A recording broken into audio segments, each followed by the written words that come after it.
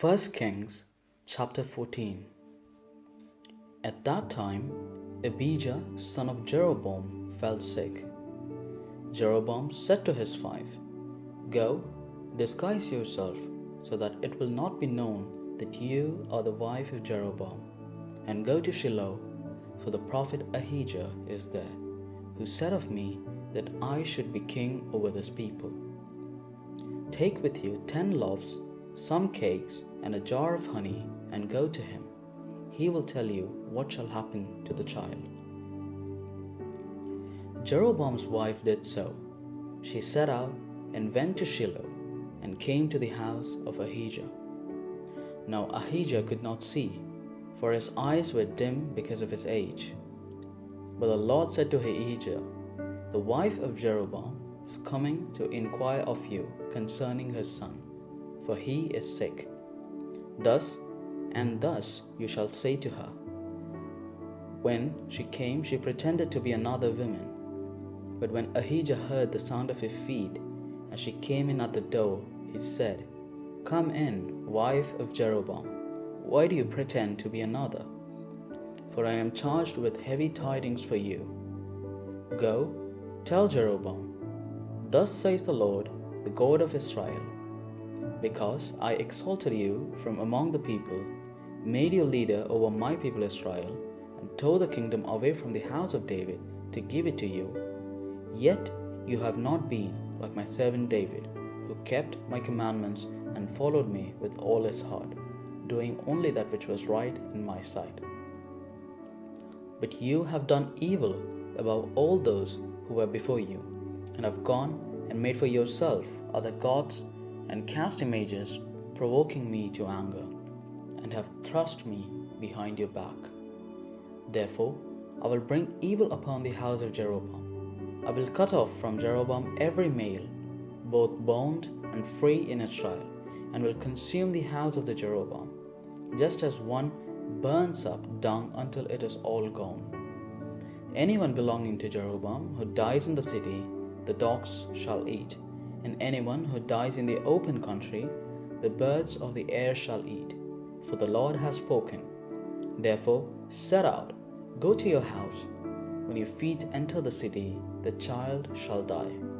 All Israel shall mourn for him and bury him. For he alone of Jeroboam's family shall come to the grave, because in him there is found something pleasing to the Lord, the God of Israel, in the house of Jeroboam. Moreover, the Lord will raise up for himself a king over Israel, who shall cut off the house of Jeroboam today, even right now. The Lord will strike Israel as a reed is shaken in the water.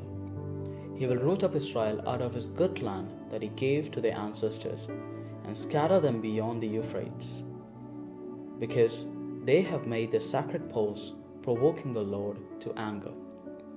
He will give Israel up because of the sins of Jeroboam, which he sinned and which he caused Israel to commit. Then Jeroboam's wife got up and went away, and she came to Tirzah. As she came to the threshold of the house, the child died. All Israel buried him and mourned for him, according to the word of the Lord, which he spoke by his servant the prophet Ahijah. Now the rest of the acts of Jeroboam, how he warred and how he reigned, are written in the book of the annals of the kings of Israel. The time that Jeroboam reigned was 22 years. Then he slept with his ancestors, and his son Nadab succeeded him. Now Rehoboam, son of Solomon, reigned in Judah. Rehoboam was 41 years old when he began to reign, and he reigned 17 years in Jerusalem, the city that the Lord has chosen out of all the tribes of Israel to put his name there. His mother's name was Naamah the Ammonite. Judah did what was evil in the sight of the Lord. They provoked him to jealousy with the sins that they committed, more than all that their ancestors had done. For they also built for themselves high places, pillars and sacred poles on every hill and under every green tree. There were also male temple prostitutes in the land. They committed all the abominations of the nations that the Lord drove out before the people of Israel. In the 5th year of King Rehoboam, King Shishak of Egypt came up against Jerusalem. He took away the treasures of the house of the Lord and the treasures of the king's house. He took everything. He also took away all the shields of gold that Solomon had made. So King Rehoboam made shields of bronze instead, and committed them to the hands of the officers of the guard who kept the door of the king's house.